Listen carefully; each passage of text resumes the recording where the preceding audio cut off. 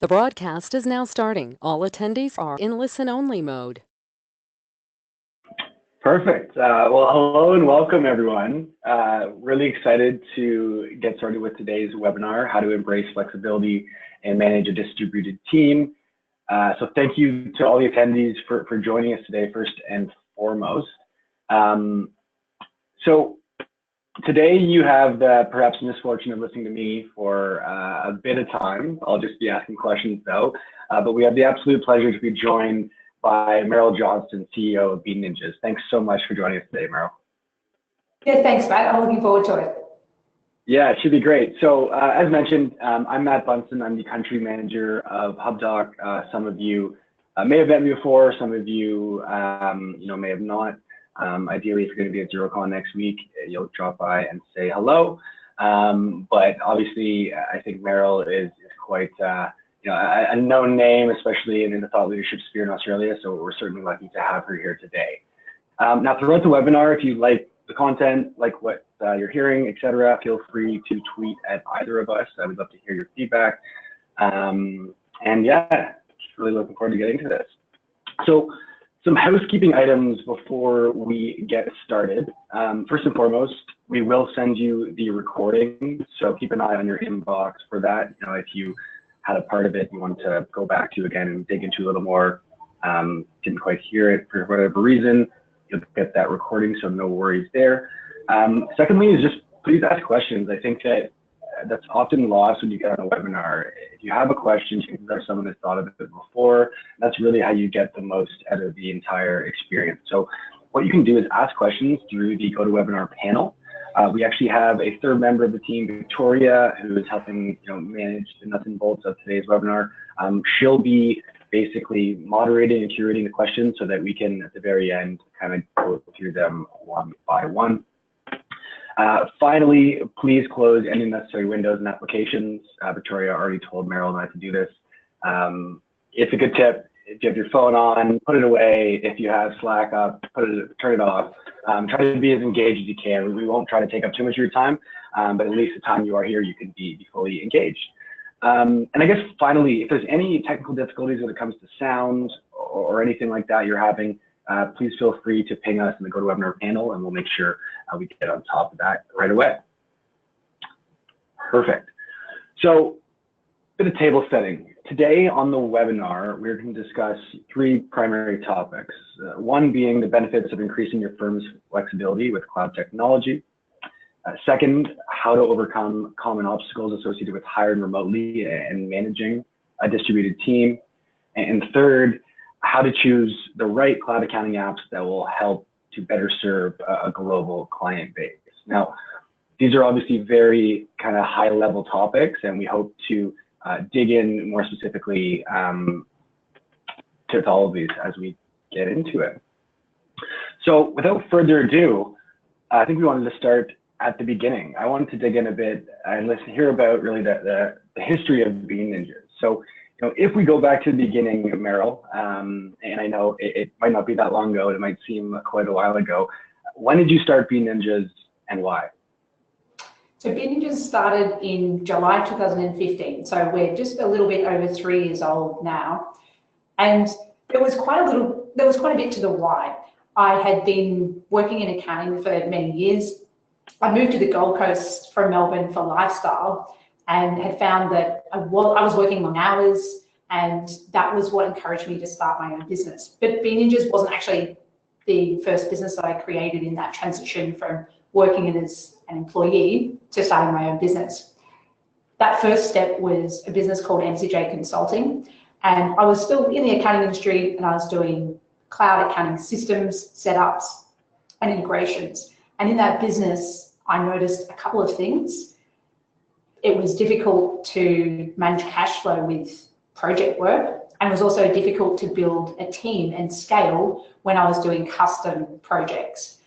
And with that in mind, and with those pain points in mind, I thought about the bookkeeping business model and the fact that bookkeeping needs to be done on a recurring basis, and that there's a lot of processes you can create and build a team around, and thought that bookkeeping is actually a great business model. And that is why I started Bean Ninjas. And so that was the business side of it. And the personal side of it was that I wanted to run a business where I could be doing the work and running the business from anywhere in the world. And I also wanted to have more time to serve. That is a great reason to start a business. I think the personal side of things is not taken into account nearly enough. So I'm really glad to hear that. Now, I guess from the beginning, what were the steps that you took to ensure B Ninjas could really operate as this distributed / remote team organization? When we first started, I think we were forced down that route out of necessity rather than thinking big.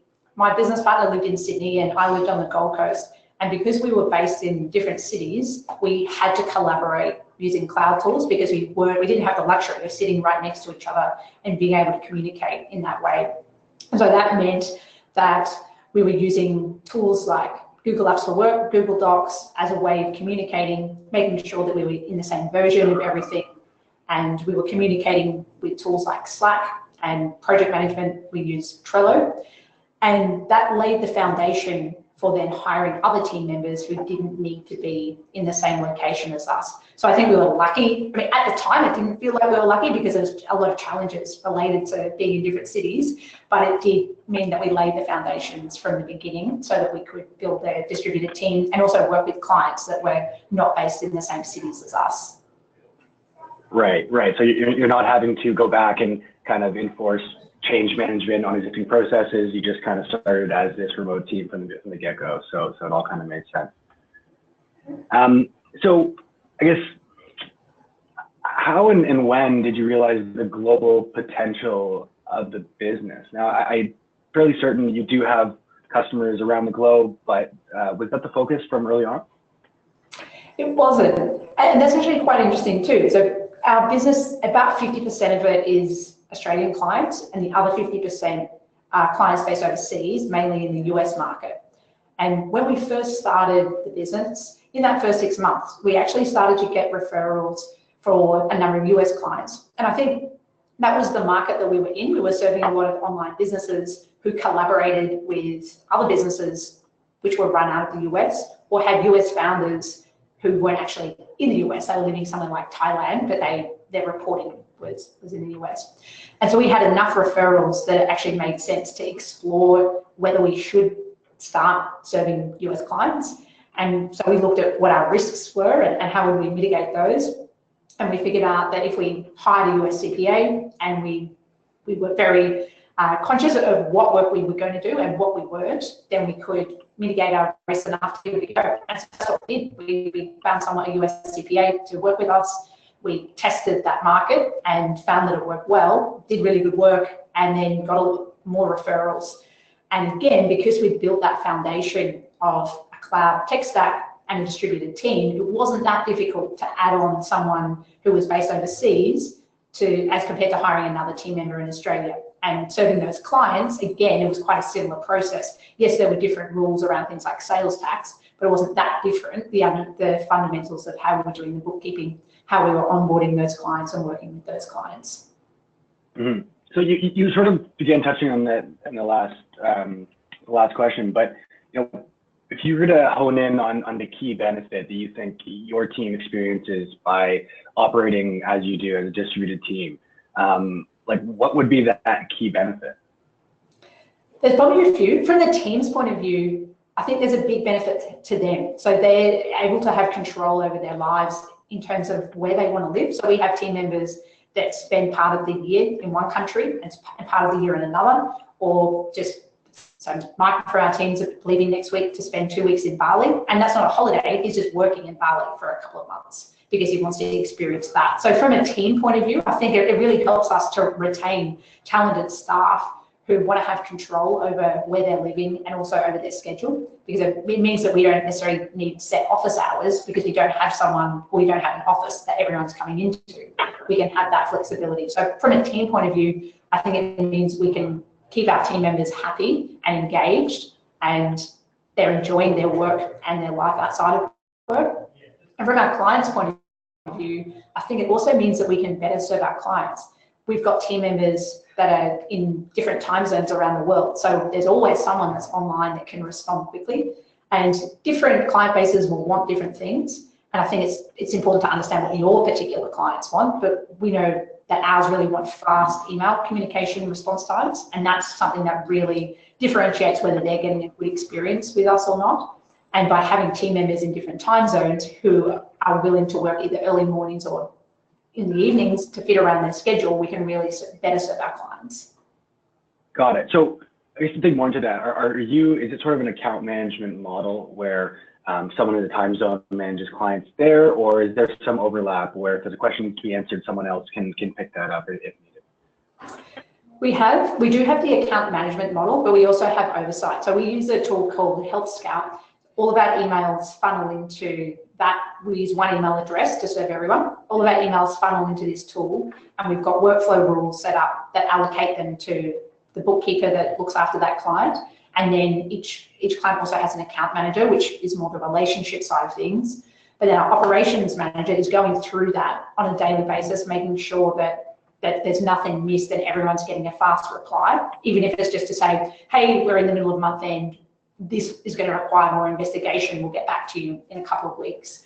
So to answer that question, yes, each bookkeeper is responsible for a portfolio, but then we have oversight with someone else checking that as well. Mm-hmm. It's so interesting, and there's so many parallels between what you do and sort of what we've done as we've expanded globally. And I think that, you know, having fast response times, having people that are at least there in a geo, even if you're distributed, even if you never have actual physical contact with a client or customer or not much, it is important to you know, have that air cover, right? Because people do want fast responses. People want to feel like they're being taken care of. So that's awesome. That makes a ton of sense. And I might just add to that, it also, we found that bookkeepers and accountants are wanting to expand their skills. So it's actually an opportunity for them to be cross-trained in the accounting for a different region. So our Australian bookkeepers are also trained on US clients. We try and generally have most of their work in the Australian time zone, but it works really well from a backup point of view. If you want to have a backup bookkeeper for every job, and also it's seasonal, so it's Australian tax season or end of financial year at the moment. So that team's busy, but we've got another team, the US team's end of financial year is at the end of December. So it also allows us a lot more flexibility with one region is busy when the other one isn't. Interesting. And so with regards to that, like, is there, you know, there's got to be some overlap in terms of kind of, and I know when I see these Facebook groups, there's a lot of knowledge sharing between geos. Like how much do the teams learn from each other in, you know, being distributed and global? That's something that it's harder to create that situation because people aren't working side by side. We do try and send different team members to come and work from different offices. So Tom, who's our European manager, he's been on 2 trips to Australia in the last year to work out of our office and then collaborate with the Australian team. I've just got back from a trip to the US for the same reason. And our US manager is about to come out to the Australian office again in October. So it's actually really important because each of the regions have a different manager, and we're wanting them to really collaborate and work out best practice and things that they're testing and trying with their teams to collaborate with the other managers to make sure that what we're doing is consistent, but also that we're continuing to improve everything that we're doing. And most things will, not everything will work in every region, but often if it's something process related, it will.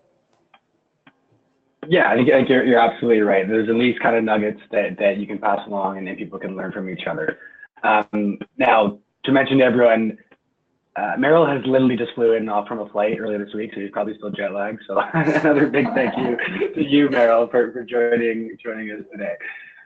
Perfect. So let's kind of transition into the tech stack, and no doubt this is something that has evolved over the years. I mean, I think as you're mentioning, you started in the cloud, but you know, for all intents and purposes, the cloud is sort of this new, growing, and an ever-changing space, right? There's new companies, there's improvements, etc.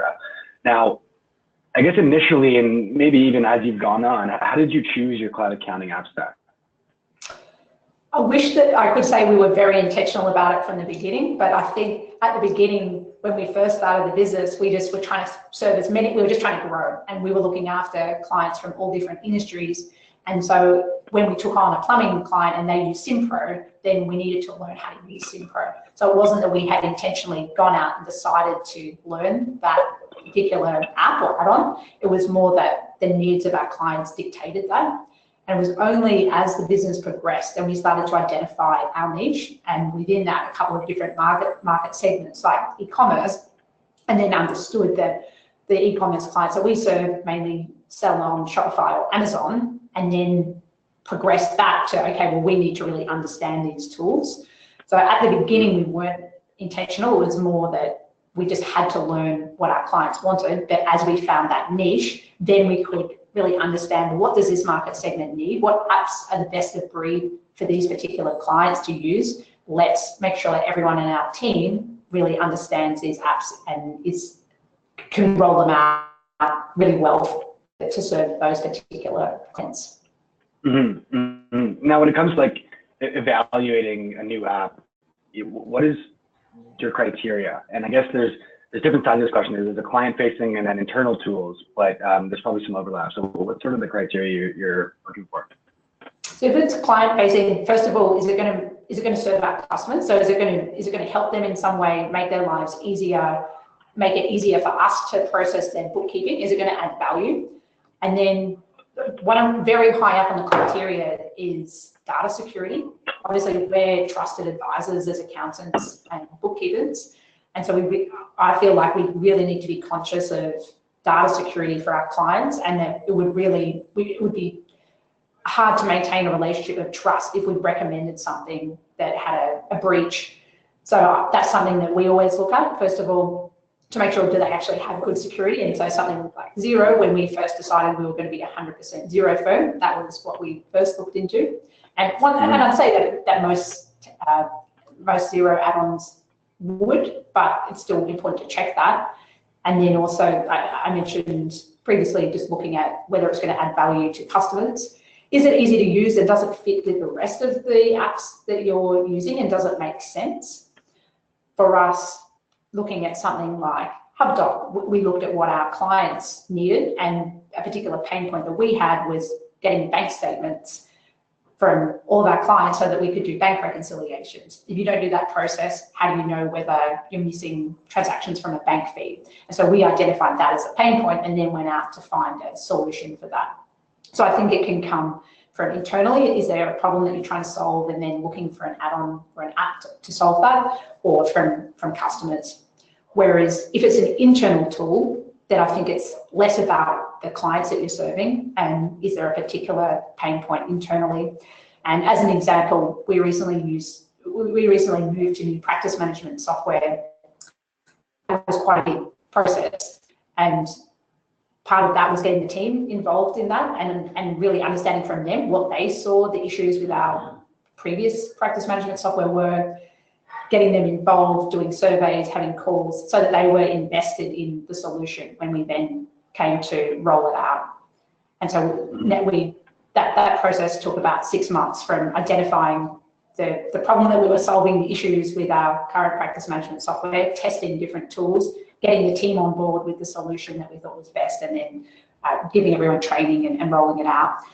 And probably the other point there would be to test it. So we don't roll something out to the entire team. We test it with a handful of bookkeepers and a handful of clients, if it's client-facing, and really learn everything that we can and optimize everything before we roll it out to the entire team or entire client base. So I don't think this is too off topic, but we find that the most successful advisors that use apps are the ones that dictate the technology to the clients, right? That say, great, you are a client that needs this, that, and the other. That's a part of the bookkeeping and accounting package that we're delivering to you. A lot of advisors come to us and say, I have to sell this to my clients. I have to do this and do that, and it seems like a very big process to them. How do you approach a client in that way, or is it from the beginning, if you're going to be a part of our team and work with us, you use this stack and we dictate the terms? I think that something that I've always thought about as I've come into this industry is you don't ask a plumber what tools he uses or they use to fix your pipes. Why is the client dictating the apps? How do you kind of go about thinking about that? I agree with the plumber example. So the client wants a solution, and I don't think that they should really necessarily care how you solve that. If you can provide that solution, then the tools that you use shouldn't make too much of an impact. And especially if you specialize in a niche and you've picked the best of breed tools, and you can come to the client with, well, this is what we recommend, these are the tools that work together the best for us to provide the best solution, then I think they're actually looking for that advice. Do they really want to go and research all of the different add-ons that are available? Maybe in some cases, but I would say generally not. If they come to you for a solution and you already have listed out, these are the add-ons, this is how it all works, then I actually think that's a better solution. So it's something that we do. So we are 100% zero in all of our clients, also providing a HubDoc account when they sign up with us. So it's not a conversation. It's really, this is just how it works at Bindages. We think this is the best way to work together, and this is what we can offer. And I think part of that comes back to getting comfortable around saying no. So if a customer wants you to learn an add-on that you don't normally use, you may not think it's the best tool, do you actually need that customer? Or can you just focus on the customers that you provide the most value to? Because you don't need to say yes to everyone. You might need 100 clients, you might need 500, whatever it is to achieve your goals.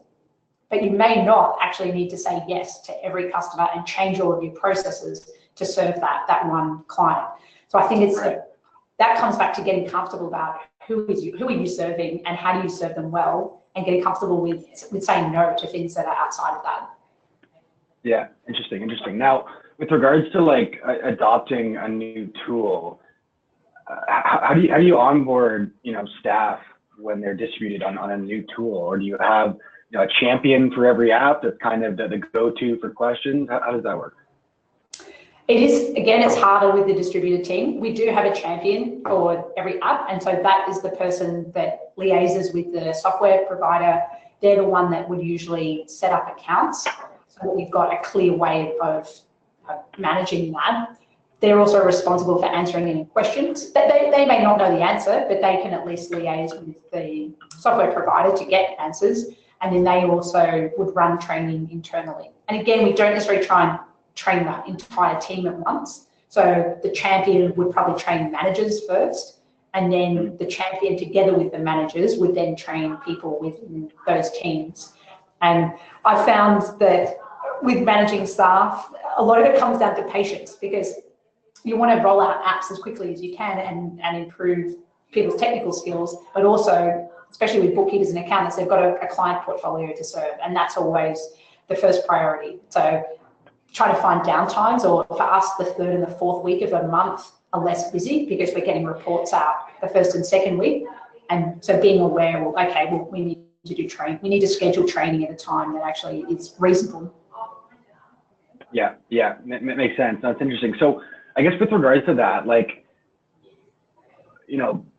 there's this whole idea of app fatigue. There's a lot of apps out there, not only from learning about them to testing them to adopting them. There's this whole stage in the process, and with 500 apps in the even Zero's app marketplace, how do you choose, and how do you become a knowledge on everyone? When it comes to that, what is your relationship with cloud integrators in that way? Do you kind of use them as a symbiotic relationship where they help fill some of the knowledge gaps on certain apps that your team might not be as well across? Yeah, so I think cloud integrators are great. Their core business is helping complex integrations, whether it's inventory software or point of sale system. That's what their expertise is. And so at Bindages, I know that our core area of expertise is bookkeeping and financial reporting. And we know a little bit about how to do simple integrations, but it's not our area of expertise to do a complex inventory integration. And so then we've got a number of cloud integrators that we work with, and so we would think about, well, who is the best person to work on this particular client, and we would refer that work out. And then we're staying focused on what we do best, and we're working with someone else who's doing what they do best to bring the best experience to the client. And I think some bookkeepers and accountants can worry about, well, are you losing that relationship with that client? Is the cloud integrator going to take the work? But usually their core business is about the integration, not doing bookkeeping or accounting. And I would really recommend, I think it can be difficult to find the right cloud integrator, but I think it is worth investing in those relationships and at different Xero events or different accounting events, going around and talking to different cloud integrators and getting a feel for what they do and what add-ons they specialize in. Yeah, yeah. Well, I think it could be a misconception that it's sort of stealing work or business from you, right? Because it's not. At the end of the day, you're providing a solution to your clients, which makes them happy customers and return customers, right? So it's a ton of sense. Now, I guess kind of wrap up what we've been talking about here in terms of the app stack. I want to talk about niches. How did Bean Ninja choose their niche? And I guess, do you think choosing a niche is important? Absolutely. I think choosing a niche is key, and there's two reasons for that. One is marketing message, because if you're talking to a particular market, so we have multiple niches that we're in. So one is coaches and consultants. And if we can write marketing messages that talk directly to coaches, then they feel like we're the experts in that field, and we're really going to understand what they need and be able to solve their problems. And I think so marketing, it's a lot easier with marketing. And then also operational efficiency. If you're just focused on one industry or multiple niches, then it's so much easier to create back-end systems and have your team trained on those add-ons, on the way that you serve those clients. So I think from a sales point of view, it's easier to attract customers, and then from a delivery point of view, it's easier to serve those customers well because you're doing the same thing over and over. In terms of how we found out, so as I said at the beginning, we just served everyone. Anyone that wanted to work with Bean Ninjas, we will help you and we will figure out a way. And about a year into the business, we've been tracking the profitability of all of our customers. So we were able to do analysis by industry segment and work out who our most profitable customers were. But we also looked at who we liked working with, because I think that's an important factor too. Who do you get along with well? Who do you enjoy working with? Who does your team enjoy working with? But also who perceives value from what you do and who's going to recommend you. So we looked at that. And then we also looked at, well, where's our skill set? Where's our unique skill? And that was working with businesses who are selling online. Often they were selling into multiple currencies in different countries. And so the bookkeeping was a bit more complicated than local bookkeeping. And that's how we found our niche, was looking at those criteria and then deciding, okay, well, we're going to focus on businesses that sell online. And then, as I said, within that there's different market segments like coaches and bloggers and e-commerce.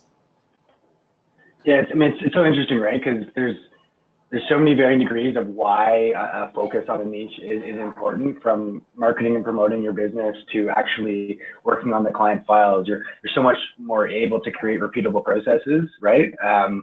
And I think, I think message can be replicated across any business nowadays, right? If you kind of hone in on what you're good at, you can be far more successful.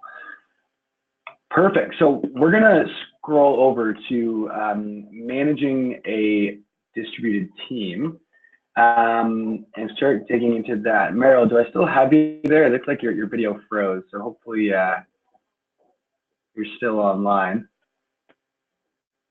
Oh, Meryl just went offline for a second here. So we'll just wait for back. I'm back. Perfect.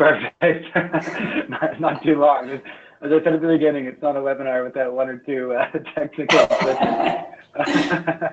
But anyway, perfect. So kind of transitioning actually into the managing and ongoing process. Now, I know we've already had a question, Nicole.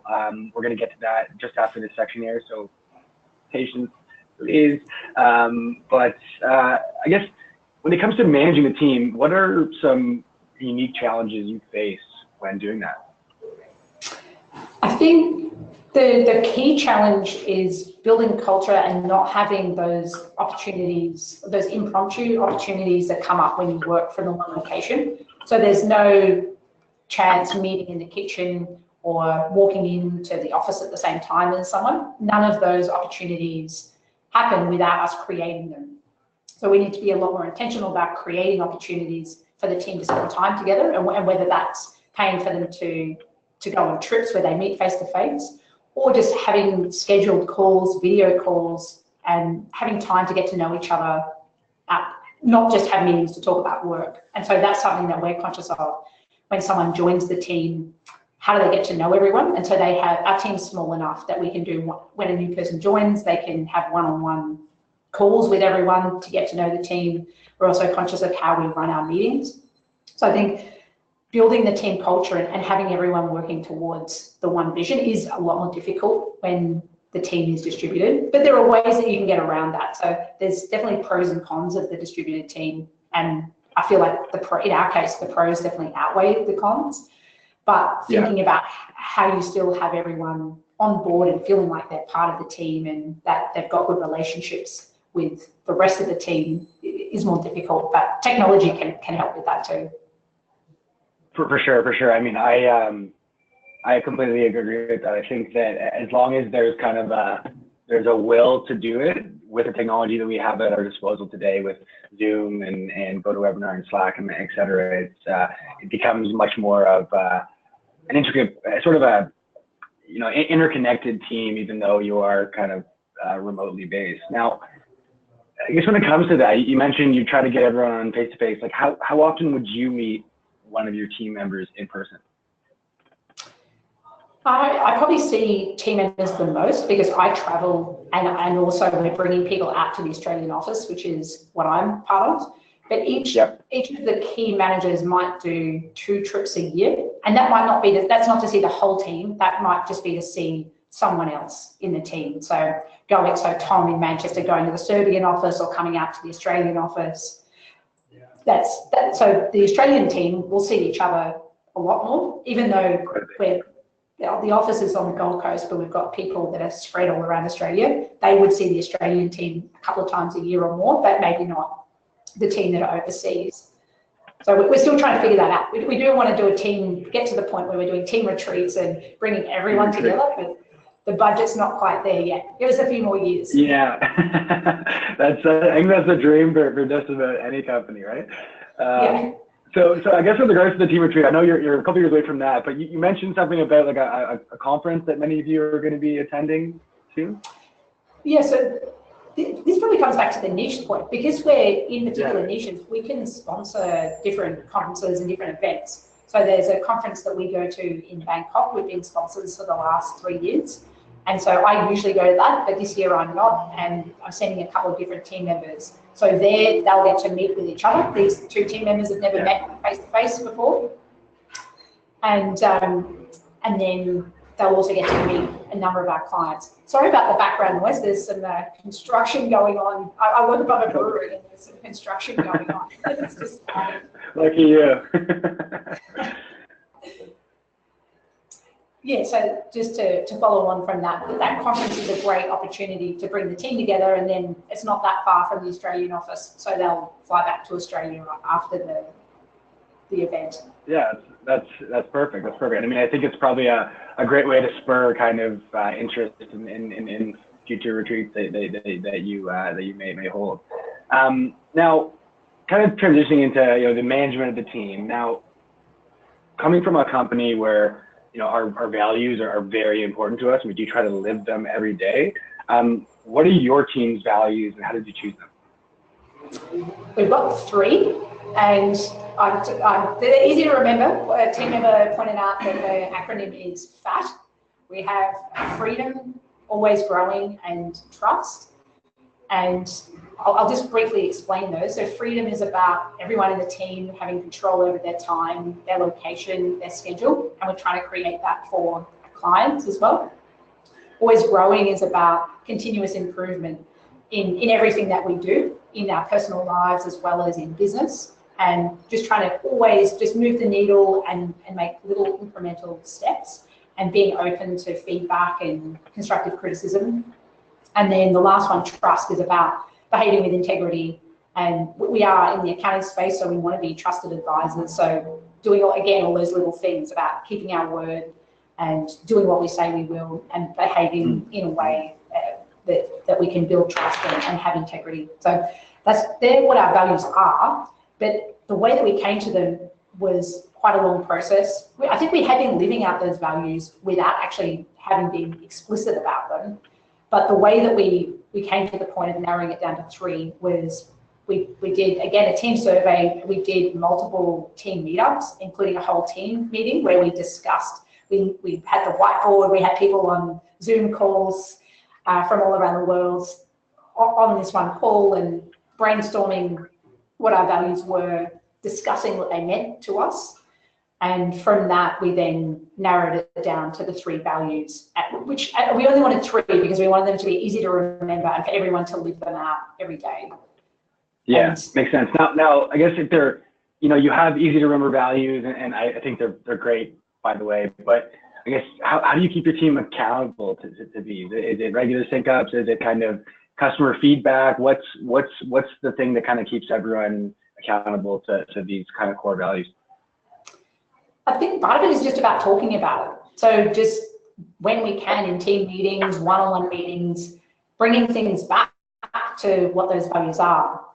If it's Michael working in Bali next week, then that's about our core value of freedom. Or when we're talking about our annual leave policy, well, again, that ties back to our core value of freedom and wanting people to live their lives. So I think values is not something you want to just have written in a document somewhere or up on the wall, but we try and weave that into everything that we're doing. So if we're writing posts on LinkedIn, doing something on social media, managers are having conversations with their team, then we're trying to just have conversations about these values in whatever we're doing, and also knowing that our big decisions need to come back to those values. If it is something like the annual leave policy, or if it's a decision about a particular client, well, is the decision that we're making aligned with our values? Got it. Makes sense. So kind of swinging to the next slide, I don't really want to spend a heck of a lot of time on nothing more. I hate that an impromptu sales pitch. And I know that some of your staff members, Michael included, is sort of the HubDoc champion at Bean Ninjas, and he kind of knows more about the process. But I guess at a high level, how do you at Bean Ninjas use HubDoc and Xero, and what are the benefits of using these tools together? The main way that we use HubDoc is for the fetch capability. And the most common document that we're fetching is bank statements, so that we can double check or do bank reconciliations and double check the bank statement balance in Xero compared to the actual bank statement balance. And that was such a pain point for us in trying to get that information out of clients every month. And if we haven't got that information, then we don't know that their reports are accurate. So it was a huge pain point. And I would say that is the main reason that we use have HubDoc for. So I remember hearing a story that you guys, you and the team did a little competition of who can kind of reconcile clients' books fast enough. We did, yeah. We had a leaderboard of which team was getting their reports out the fastest. And obviously, if you don't have bank statements, then you couldn't send reports. So yeah, that was something that we did internally to try and get some internal competition and make it fun to try and get our reports out quickly. That's so great. I mean, I think that's kind of the quintessential, why the bank statement's so valuable. The kind of efficiency gains when your time is most, sought after at quarter end, month end, year end. Getting that document does allow you to be, far more agile. So that's great. Now, kind of transitioning on here, are you going to be at XeroCon Brisbane next week? Yes, okay. So this will be the 3rd XeroCon that I've been to. I love it. It's a great chance just to catch up with everyone in the industry, to talk to different add-on vendors, see other accountants and bookkeepers. Yeah, looking forward to it. And I've got a couple of team members coming with me too. Amazing. So, we're excited too, and look forward to catching up with you in person there. So I think we're going to transition into questions now. We already have a couple of great questions. And so I'll just read them off to you, Meryl, and you can answer them. If you need any clarification, let me know. The first one's from Nicole. Do you have issues with pay loadings for working outside of 9 to 5? Example, working on a Sunday, do you have to pay Sunday rates? So I think with the award, the Clark's Award, which bookkeepers come under, there are things you need to be aware of there. So we're hiring under the agreements that we have with accountants different to the clerks award, but I think it is something definitely that you need to be conscious of. And that can be a challenge with a flexible distributed team in terms of what are their set work hours, and if they are working on a Sunday, is that something like overtime, or is that just part of the benefit of them having a flexible schedule? So I wouldn't necessarily say we have HR advisors, so I wouldn't necessarily say I'm the HR expert, but that's a great question, and it's something that is important to consider when you're setting up agreements with your team. Now, second question here from Stevie. Do you have any tips for pitching / explaining the value of new apps to your clients? So I do. I think the client isn't interested in the app itself. They're interested in the problem that it's going to solve. And so I would talk less about the technology or the how the app actually works, and more just about what problem it's solving. So if I was talking about HubDoc, I wouldn't necessarily be talking about the mechanics of how it works. I'd just be saying, hey, you know how annoying it is to send us bank statements every month? Well, we've got a solution for you. We're going to set this all up at the back end. All you need to do is accept the login. We'll handle everything else. And from next month, you won't need to send bank statements. So I try and explain it like that, which is more about how it benefits them and less about the mechanics of the specific tool.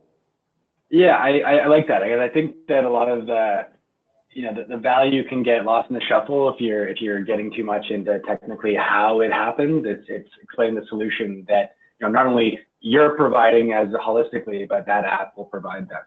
I think that makes a ton of sense. Now, another question, Meryl, and there's a caveat, if you're comfortable sharing, what's your staff to client ratio, and has it ever been a goal to increase this? So we don't, so because our team structure has changed a lot over the last couple of years, we've had 14, so 2 years ago, we had 14 team members. Now we have 12, but we had a much higher ratio of part-time staff 2 years ago. And now we're gradually increasing to full-time staff. So of our 12 team members, we've got 7 full-time now. So that ratio is probably not as relevant for us, because even though our number of staff has not significantly moved, they're able to handle more clients because they're working full time. But also we have variation. We have 3 fixed fee packages, but we also do some custom packages for big clients. So one client might take 10 or 15, 20 hours a month, whereas a small client might only take 1 hour. So while we're conscious of that, we're more looking at the revenue per staff member, less than because our clients they're a little bit different. But that's a great question, and something that I'm challenging the managers in my team around is, do we actually need to hire another staff member at the moment, or can we actually increase the revenue with the same team that we have by looking at efficiency? And what else can we optimize before we hire someone? So I'm not opposed to hiring new staff, but I like to put the challenge back to the team around, well, is there anything else we can do first before we hire someone else? Right. How much more efficient can we get before bringing on a whole new staff member? It's a great question. I think it's a business challenge for anyone trying to scale, right? Because there's different ways to go about that. But obviously from your perspective, you've done things like finding a niche and creating repeatable processes and really deeply understanding how much time it's going to take to do a client file, which should then help you understand how many clients each staff member can support.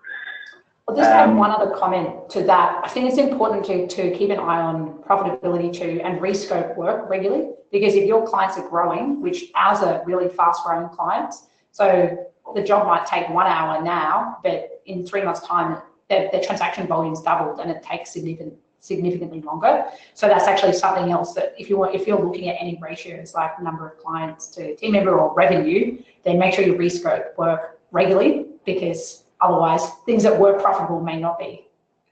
Right. So that kind of leads into the next question from Henny. Like, how do you manage team member time management and minimize time blowouts and the scope creep that comes with that?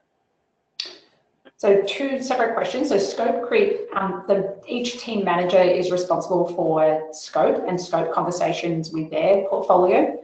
And so they get profitability reports, and they also know roughly how long particular jobs should take. And it's up to those managers to look at those reports, identify where they need to have conversations with clients. And sometimes that's our own inefficiency and we need to improve something or reset expectations about, well, this particular client, you need to provide this document to us by this date for us to meet this deadline, and kind of change the way that we work with the client. And that might be the efficiency issue. And then sometimes it is a matter of rescoping. And so the managers look after that. In terms of job budgets, because we also, as a new business, we're training a lot of new staff too. So we're fairly flexible. When I say I'm fairly relaxed about that, because I don't want to put new staff under time pressure. I want them to do really good work and they will get faster over time. So for people that are new, we don't put a lot, we have expectations, but we don't really follow up on that. And then all of our long-term staff are really fast and efficient in what they do. So again, we keep an eye on it, but usually it's a scope issue more than a team member issue. In the past, we have had some bookkeepers that weren't able to complete work at the speed that we were expecting, and eventually they weren't the right fit for Vintages. But with the team we have now, our experienced team members are very efficient, and it's normally a scope issue. So next question from Clark. We're just starting out and we're afraid to say no to new business. Any tips for turning away clients? Then the second part of that, any tactical tips for attracting the right clients or clients that fit in your niche?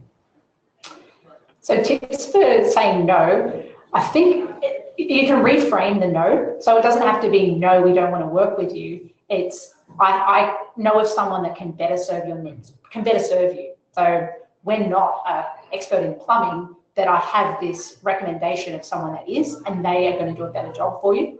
So that's how I would usually phrase that. So that actually the client should actually be happy with you, and that may have even contributed to the relationship that you have with them, and they may refer you another client because you've tried to do your best to help them.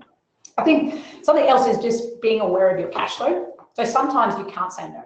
You've got to pay the bills and you need 2 more clients on your portfolio and you can't say no, but know what that is. And as soon as you get to the point where you've got the relevant cash flow, then get comfortable about saying no or redirecting them to a better option. So that was the first component of the question. Could you just repeat the second part of the question, Matt? Yeah, no worries. So it's really just about tactical tips for attracting the right clients, right? Clients that fit in your niche. I would start by identifying who they are. And I think that's actually harder than people think, because it's easy to say, okay, I'm going to be the Amazon accounting provider expert, or I'm going to be the expert bookkeeper for plumbing. But what does that client actually look like? What size business are they? Do they have a team? Do they not? And really drill down into who exactly do you want to work with and who are your best customers? Because until you know who that is, then it's hard to know where to find them. As an example, we knew our profile of our clients are usually between 25 and 35. They run these online businesses. And so we knew that to find, we could go into different online groups for digital nomads and people running online businesses, Facebook groups, paid communities, and we could find big groups of these kinds of clients. But we couldn't do that until we had identified the profile. So if you identify that profile, then you can go and figure out where they hang out. And it may not be Facebook groups for your kind of clients. It might be trade shows. It might be beers on a Friday night for plumbers, whatever it is. I think work out who they are first, and then you can figure out where they hang out and attract them and position your product so that it's what they want, or they want to work with you. Another question from Douglas. How do you manage client communication? Do you use Slack for this? Interesting question. We did try Slack with a couple of clients, and it didn't work very well for us because these clients were on small-ish packages, but with Slack, they seemed to expect instantaneous communication, which was very disruptive. So the communication time actually took us, our bookkeepers were spending a lot longer on communication via Slack than they would normally, because it was more chit-chatty, hey, can you look into this, not specific instructions. So we use Health Scout, which is a central email portal, a little bit like Zendesk, where there's an expectation for a fast response, but not a response in 10 minutes. Hmm. Yeah, I mean, it's funny. We've sort of had the same thing. We had chat within our app at one point in time, and the instantaneous responses required for that were actually just created a negative experience for the user. And so we're much better email and phone. We do that well, and we do internal communication on Slack, and then everything is kind of everything else is email and phone seems to work for us pretty well, but. We've definitely thrown around, not only we had it in the app, but we talked about adding some customers to a Slack group, but it never kind of got past there. Okay, question from Marjolaine. Marjolaine. Do you use Practice Manager to keep track of jobs, seeing your 100% zero, or do you use Trello or another job management program? We started out with Trello, and we actually use a tool called Bright. We did look at Practice Manager, and I love Zero Tax and the integration there, but we have quite specific reporting that we're trying to get out of our job management system, and we wanted to have more detail around things like sales. We actually use Bright, which is our project management system, as a CRM too, and we manage sales and have quite a lot of automation there and onboarding. And we couldn't quite set up Practice Manager the way that we wanted to there. But that said, I know most bookkeepers and accountants that are zero firms really love Practice Manager. So it wasn't quite the right fit for us, but that doesn't necessarily mean that it's not for other zero practices. Got it. So final question, what's your top tip for hiring remote employees? Oh, top tip. So they need to be really motivated. So you need to have a way or a section in the recruitment process to figure out if they're self-motivated, because someone can perform really well in an office environment when they're surrounded by the team, when the manager, there's accountability because the manager can just walk past their desk. But if someone's not self-motivated and they could look great on paper, they could have great qualifications, great experience, but they may just not show up and do the work. So I would recommend having a way of identifying that in the recruitment process. And that could be just asking for examples, like their study habits or the way they organize their week, and just try and get a sense of whether they are self-motivated to actually deliver on the work if they're working from home or from a co-working space. Yeah, I can imagine that being extremely important. Without that kind of direct oversight, you need extremely self-motivated people who are, so much obsessed of doing the job and doing it right. Should I sit in my pajamas and watch Netflix, or should I do the struggle, exactly. Well, amazing. So that wraps up our questions. Just a last bit of shameless promotion from our recent acquisition by Xero, which we're still very, very excited about. For any of you who haven't tried out HubDoc yet, go to hubdoc.com/Xero promo, sign up for your free account. We're also offering up to 5 clients for 6 months absolutely free. So take part in that promotion, pretty much full half year for up to 5 clients to see if you like the product without any financial commitment whatsoever. Xero just posted the promo in the chat, so feel free to click that link. And see you all at XeroCon next week if you're going to be there. We're excited. Thank you. What a great webinar this was. Yeah, so make sure to come and say hi at XeroCon. I'll be in the, don't know if you can see it, the Beanie Ninja shirt. Come and say hello. Perfect. Well, thanks again. See you next week, Meryl, and have a great day, everyone.